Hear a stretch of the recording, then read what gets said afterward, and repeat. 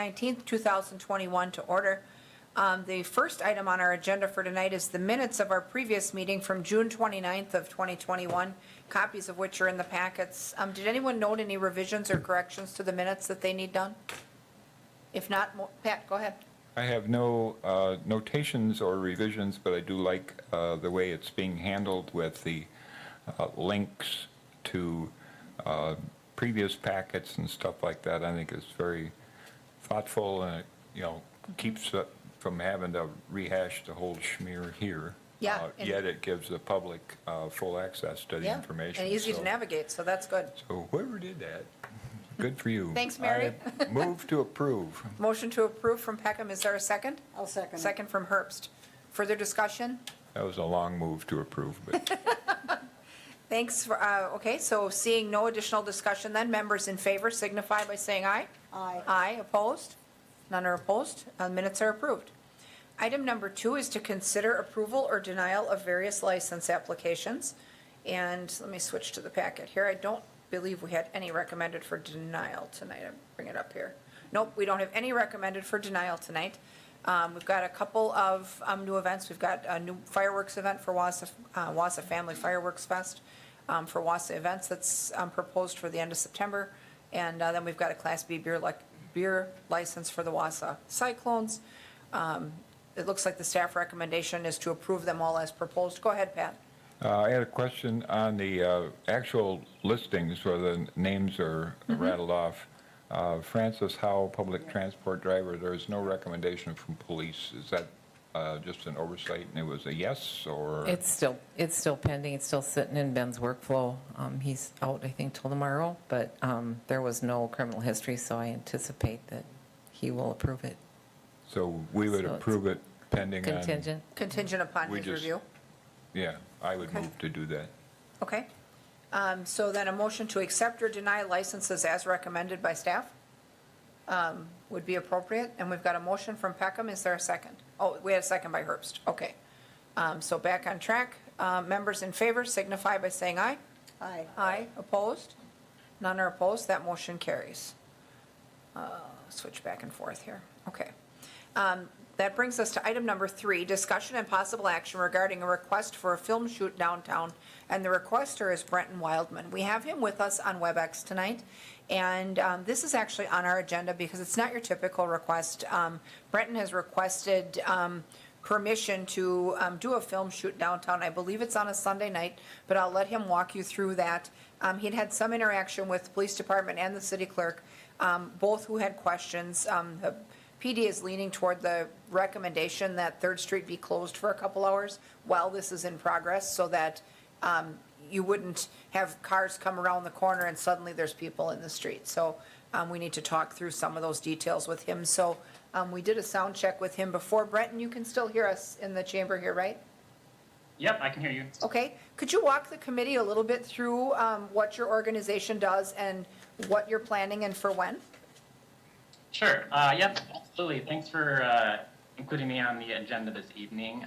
So we run a dance film workshop in here in Wausau, and dancers from all different studios and around the area and the state, they can register, and then we do 4 days of, previous to the actual workshop, which has just started right now, basically today, which is why I'm on WebEx. But we go through a whole process, scripting, storytelling, whole pre-production process, and we get the students involved in as much as we can. It's an educational experience that we try to give dancers that it's a unique experience that they don't usually have around this area. So basically, we spend 4 days doing the rehearsal, the choreography, which starts tonight, and it's going on right now, and it goes till Thursday. And then Friday, extra some blocking, and then we choose our shoot date. So this is our 4th summer that we are doing this, actually. And the storyline and the plot this year involved having a location that would be on a main street with more historic-looking buildings, and I thought that the 3rd Street there would be a perfect spot for that, and also just to kind of highlight that it is shot here in downtown Wausau would be kind of cool as well. So it will consist of basically 12 dancers And originally, I had sort of just planned on them using the sidewalks and the crosswalks for the movements that they were going to be doing. And I was talking to Chief Barnes, and he was saying, if I would be in the street at all, and I had said, well, there might be some shots that I would just want to do right in the street, and we would move out of the way and would be not taking over the street. But then he did say that it might be a good idea if we could get the street closed for the actual shoot. And so that's what led me to then submit an application, which was a special event application, which then I was told by our city clerk that it wouldn't actually be a special event because it's technically not something that's open to the public. We're not having vendors. We're not doing anything like that. So, and then she said that it would have to come through this committee to be discussed. So that's kind of where we're at with this. So when are you looking at the actual shoot? Did I hear 2 hours on a Sunday night?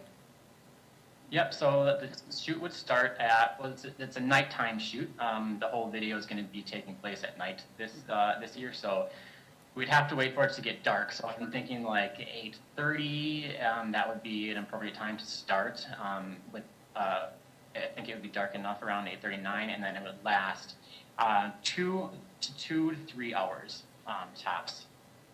Okay, so we're talking maybe 8 p.m. to 11 approximately? Yes.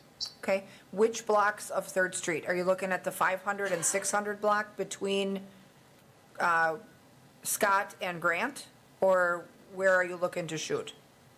Correct. The 500 and 600 blocks. So the main action of the shoot takes place kind of right around Backwent Cafe, La Prima, right in that McCullough intersection there.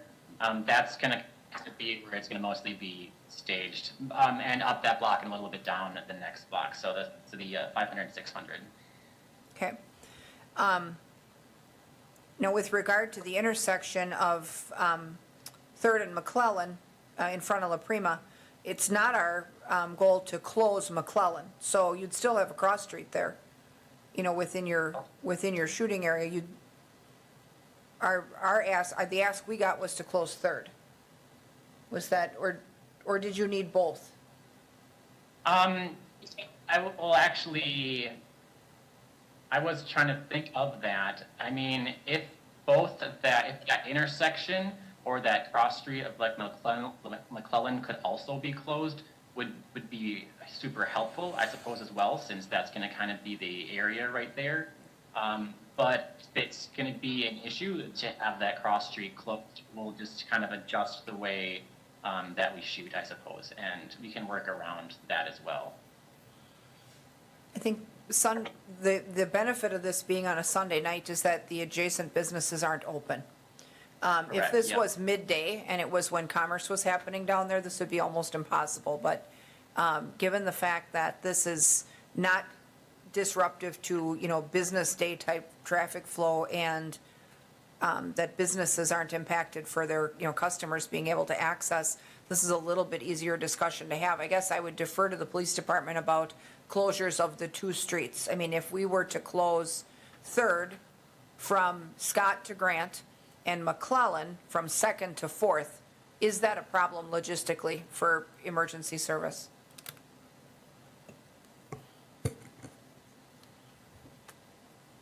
I think to answer that question specifically, given the scope and size of this event, I don't think it's a significant issue. We'll be able to hopefully move people out of the roadway. The main concern we have is if we're going to shut streets down for private individuals, like that's a policy decision for this policy body to make and not the police department to make. And my minor concern is kind of the slippery slope concern is if we start shutting roads down for different events, are we going to shut them down for businesses? Are we going to shut them down for what are the reasons that we're going to do that? But on a Sunday night, we all know that downtown's relatively slow, so I don't think that's the end of the world from our standpoint. It'll require some work from DPW delivering horses to put out and block the roadways. But I also know that every time we try and do something for the good of one group, it upsets another group, and we get those calls at the police department a lot. So Right. those are all the factors that I think need to be considered. But from a public safety, if we're going to have people in the roadway dancing or doing anything in the middle of one of our roadways, we need those roadways shut down for everybody's safety. Right, I mean, we certainly don't want somebody to come around the corner at Third and Scott and suddenly there's people in the street, especially if it's gonna be dark. I mean, that Correct. was my concern with leaving streets open. We do consider these on a case-by-case basis, and I think that's why it's a good idea that they're before this committee. We've done it before, for a variety of events. We actually do it pretty commonly for events. We did it recently for a, business in connection with an event when there was a skateboard event on Third Street, and, the skateboard shop on Third Street was involved in the planning of that event. It's a midday type event. So we've done that before, but we also look at the impact on the area as a whole and on the flow of traffic. So we're kind of judicious with when we will allow that to happen. I think going forward, it would behoove us as a committee to have a separate discussion at a later date and maybe establish some criteria when we're willing to delegate staff approval to stuff like this, when the groups are small and the impact is low. But in situations like this, this committee at least should sign off on the decision to close down the infrastructure. So I totally agree with Deputy Chief Barnes on that. What are your thoughts, committee? Pat, go ahead. I would move to approve the request as it's been made, pretty much with the Third Street, and to allow the closure of that two-block section of McClellan Street as needed, with the request that it only be actually shut down for maybe the whole shooting portion there could be done in half an hour or 40 minutes, and then traffic could be allowed to flow for the rest of the time. But 2 blocks of Third Street for the time requested, and then McClellan Street as needed, but I ask the folks, the applicants, to minimize it. Right.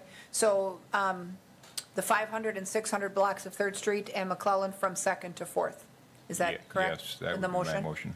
Okay, and so then recognizing that the organizers, DPW doesn't work Sunday nights, so they will have to leave the horses that are used to block traffic on those corners.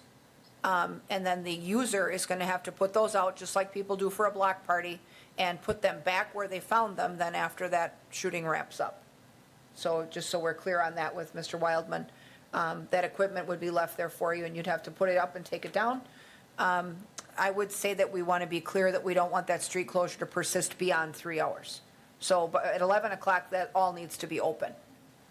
And you're amenable to that as well, as the organizer? Yep, absolutely.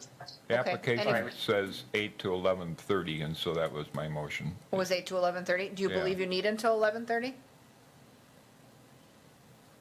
Sorry, yeah, if we can get it all done by 11, that would be obviously the most ideal. We try Yeah. to do it as fast as we can. I think- And as less takes as we can. Yeah, So I if think we want to minimize the time as much as possible. Shoot for that, yeah. So 8 to 11? that'll work. Okay. Jim, was that a second? I'll second the motion as stated to 11:30. Till 11:30? Okay. So from 8 to 11:30. Okay, so we have a motion and a second that all of those closures are to end by 11:30 PM, then the night of the shoot. And that the user will be responsible for putting the equipment that's been given from DPW back where they found it on those corners. Okay? Any additional comment or discussion? Jim? Is there a fee collected for this? Nope, so our big day is a premiere day, which Oh, I'm we sorry. premiere the My 5th. question is, the city Yes. collecting a fee from you, from the organization for the permit? Oh, so I was told by Leslie, our city clerk, that since this isn't a public event, that public event fee would not be collected. So we would not do the special event application permit, because we're not handling it that way. If- Okay, sounds good, but I think we should consider for future reference, maybe having this permitted somehow and at least collect a fee. We are providing a service and we're delivering those, Yep. so. I think so. And Thank that you. might be something where we would have something in between a special event permit and a street privilege permit that would get us where we need to be. But we'll certainly have those discussions going forward. So, all right, with that, we've got a motion and a second on the floor. Additional discussion? If not, may members in favor signify by saying aye. Aye. Aye, opposed? None are opposed, that motion carries. That brings us to item number 4, which is the operations report from the fire department for June of 2021. Anything that you see on the report that you'd like to question Chief Bartek about? Chief, do you have anything you want to talk about that's on the report?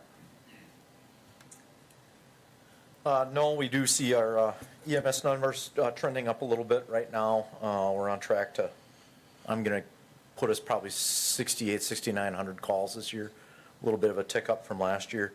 Not a large amount of incidents. I think I talked about the Packer Drive fire at the last Yep. monthly report, so that's included still on here. But other than that, nothing significant to add unless there's any questions. Okay. If not, we'll place your report on file, so thank Thank you you. for that. Item 5 is tavern activities, compliance checks, and law enforcement activities. Anything that we have questions for Deputy Chief Barnes on that you see on that report? Go ahead, Pat. I got two. Sure. The report says, in the CRO report, you will see a listing of arrests made that includes bail jumping charges, backlog in the Marathon County court system is resulting in many people out on jail and bond. Continue to commit crimes. This will continue to impact the safety and crime rate of our community until the issue is resolved. I'm wondering, sir, if you could talk to us a little bit about that, and are we thinking that this is going to get better, or is this the new way we're operating Well, as far as the jail and the probation system and all? I don't think there's any way we can sustain this becoming the new normal. There's a lot of factors here. One, we had issues prior to COVID, and then when COVID came along, we did everything in our power to cooperate with the Marathon County Sheriff's Department, and less people got taken to jail. And as a result of less people being taken to jail, they were issued summons in order to appear, and at those point in time, bond conditions are set for them, and they're usually signature bonds with rules, and those individuals would go back out into the community, and they would commit additional crimes, and our officers would go there, and they knew they weren't going to jail. Became a running joke for many of them with our officers to say, just give me my piece of paper. You and I both know you're not taking me to jail. And they would get, these are low-level crimes, things that affect our neighborhoods, that affect the life that we want people to have. And it was very frustrating for our officers. And we know that our jail currently cannot sustain the number of people that we'd be talking about taking there, which historically we did. We learned a lot of lessons during COVID. There are things that are going to continue in who goes to jail and who doesn't go to jail, and what the criteria is to take them to jail moving forward. So there are a lot of positive lessons. But at the same time, the number of people in our jail waiting for trials, and the number of people that are given bond conditions to stay out, and our inability to have any place to put them and hold consequences for those people that are continuing to reoffend, is significantly impacted right now, and it's going to be for the foreseeable near future until we see some really systemic changes occur. So I think the chief wrote that because it's a frustration for us.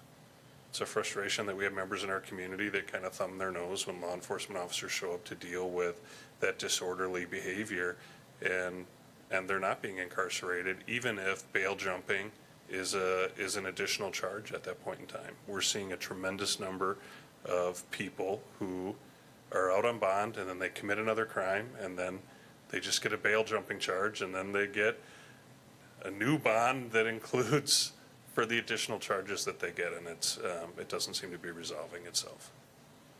So, like for the operation of the jail, they're keeping their numbers down, so that's a good thing. But for the people out in the community, not so good, because the deterrent of that bond actually stopping behavior isn't all there. Sure. Well, during COVID, we'd have people that were being disorderly and committing misdemeanor crimes, and everyone at the scene fully expected the perpetrator, when we get there, to go to jail. And when all we do is issue them a sheet of paper, a summons, and ask them to appear in court with that summons, we had a lot of frustration with that. And then when our officers are dealing with those same people, additional days later, they're kind of questioning, well, what did we do to resolve this issue? And the answer is not a whole lot. Those were COVID, but the reason for that made sense. It was to keep the population of the jail and both the staff of the jail and the inmates that are in the jail as safe as possible. But at this point in time, we have a tremendous number of people awaiting trial, and to try and resolve their court cases. And until that gets moving and we start making progress, it's like a 10-gallon bucket, right? It's full. And if we continue to add more water to it before we take some water out, you know, we have an input and we need an output, and we don't seem to have an output, but we continue to have a tremendous input. Okay, thank you. And then my second question might be more for the chair rather than deputy chief, but on the 6th Street pub notation that there were 16 checks done not open for business, is that something that we're going to pursue? Under the abandonment clause, I believe that is coming for future action. They were following up with the owner to find out if they were open and were going to get open or not. And if so, we'll have a similar action to what we saw with Wagon Wheel. Okay, thank you. So anybody else have questions for Deputy Chief Barnes on anything on the report? I did notice that on the report, it showed that we had assessed some demerit points for alcohol walking out the door into the streets at intermission. And so 25 points for that. And hopefully when they have large crowds and bands, they'll have appropriate door staff to keep that from taking place. But good that we have that, that report. Also noted that there were, continue to be a number of extra patrols outside Aftershock Bar on Leonard Street. That one has drawn a number of complaints in recent months. Until very recently, those complaints seem to have, the complaints and the activity surrounding the place had calmed down a little bit. Right after they had their fundraising event, they came and talked to us about at for the Humane Society. That seemed to have calmed down. Last weekend, it was right back to where we started from. And so there's still some concerns there, I think, about over-serving. There was a fight that spilled out into the parking lot. And so, you know, we'll see what happens. Hopefully, the dog days of summer don't make that situation worse again, but things were improving. So anything else that anyone sees either on the police report or the tavern report that I've not seen anything either. So with that, we'll place that report on file. I'd like to just highlight two Go things. ahead. One, if Absolutely. everyone wants to take a look at the number of heroin fentanyl overdoses we've had this year, we're on pace to set a new record, unfortunately. And also, one of the things that's really impacting the clerical component of our organization is the amount of open records requests and the amount of time it takes to process those open records requests.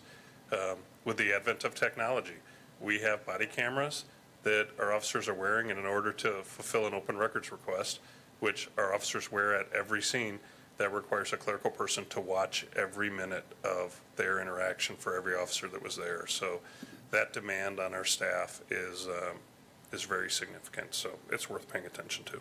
Definitely, definitely. Yeah, definitely seeing a lot of issues with heroin overdoses, but then also the seizure of product off the streets, which is inspiring. I really think that we can't afford to take our foot off the gas with regard to that enforcement. I mean, we've, you know, kind of taken a hardline stance in the committee here that, you know, we don't want to be the place where that type of commerce is conducted easily and without consequences. And so, thankfully, with our neighborhood resource unit and, you know, a few added officers, they've been able to make that impact. But, you know, for each one you take off the street, as long as the demand is still there, someone else will come in and sell in their place. So It's that same bucket analogy. it's, yeah, exactly. So, I mean, that's something that we have to be mindful of as well. So, you know, we were making some serious forward progress prior to the pandemic, but now things are starting to backlog again. So, anything else on the report that anyone? If not, we'll place that report on file. And that was the last item on our agenda for tonight, so we have a fairly light agenda. Communications is item number 6. I don't have any. Does anyone have communications? Go ahead, Pat. Just very briefly, I don't know, I guess this counts as communication, but through the Wausau Policing Task Force, all the members of that body were encouraged to do some sort of ride-along with an officer. I did mine Friday before last. It was very, I wouldn't say shocking or terribly eye-opening, but it did give me a little better grip as to the reality of police work in Wausau and the extensive requirement for patience on the part of the officers. But I'm sure that any member of this body who hasn't done a ride-along, certain members might not be Might not need to ride along? that, might not see that great benefit. But mine was good. I did 7 to midnight, and part of it was the first night when the officers were letting the folks at the gazebo know that when it says 11 o'clock park closing time, that actually means 11 o'clock. So they were very good about, I think they, I don't know if they posted any signs in advance, but they did put the word out early, I believe, through volunteers as well as officer contacts. And then at 10 o'clock, there was a number of officers there, and it was very clear that they were going to be back at 11 and that this was serious. And 5 or 6 people continued to believe that they were going to be allowed to stay there, but everybody left, and there wasn't any great upheaval or discord. So anyway, it was good to see how they work with people and stuff like that. Good to know. I think any of our council members can benefit by that type of interaction with any of our work groups. I mean, whether it be police, whether it be fire tours, whether it be, go ride with your snowplow driver and see what a challenge that is in the winter. I mean, there's value to be gained by understanding what it takes to do some of these jobs and know that the majority of us couldn't do it. So, that said, if no one else has any other communications, I'll take a motion to adjourn. Motion by Wadinski. Is there a second? Second by Herbst. Members in favor signify by saying aye. Aye. Opposed? Nobody is. We'll stand adjourned. Thanks, everybody.